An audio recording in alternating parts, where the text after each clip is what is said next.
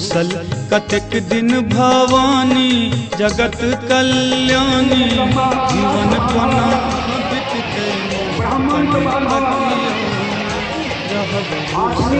कतेक दिन भवानी जगत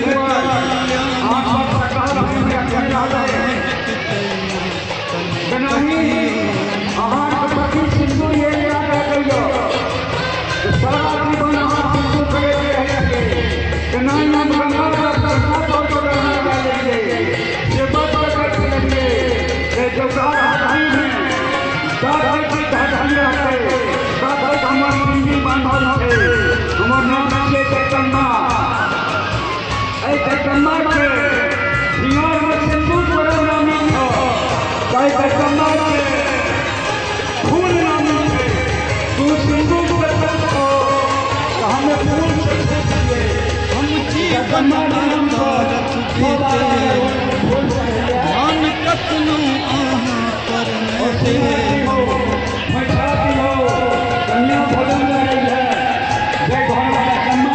हम जीवन ध्यान कखनो अहाँ पर बितल मगने में बितल मग में हमर जिंदगानी ई दुख के कहानी आन के सुनते माँ कने तकियो ने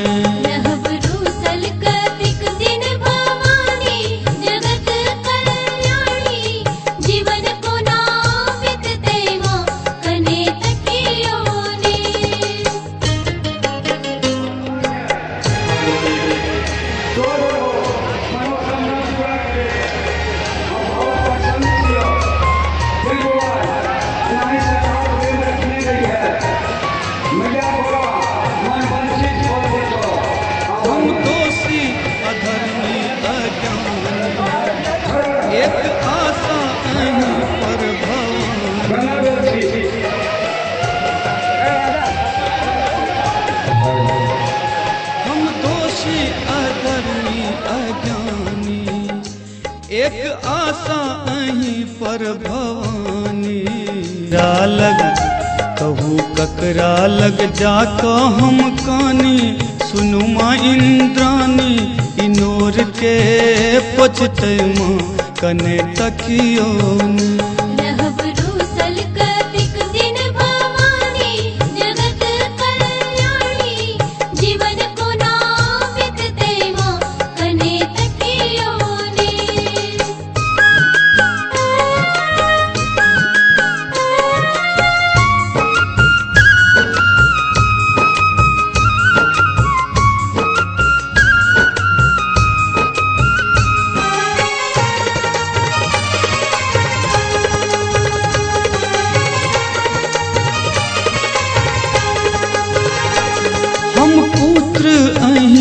छी माता सबसे बढ़ का छै जननी ई नाता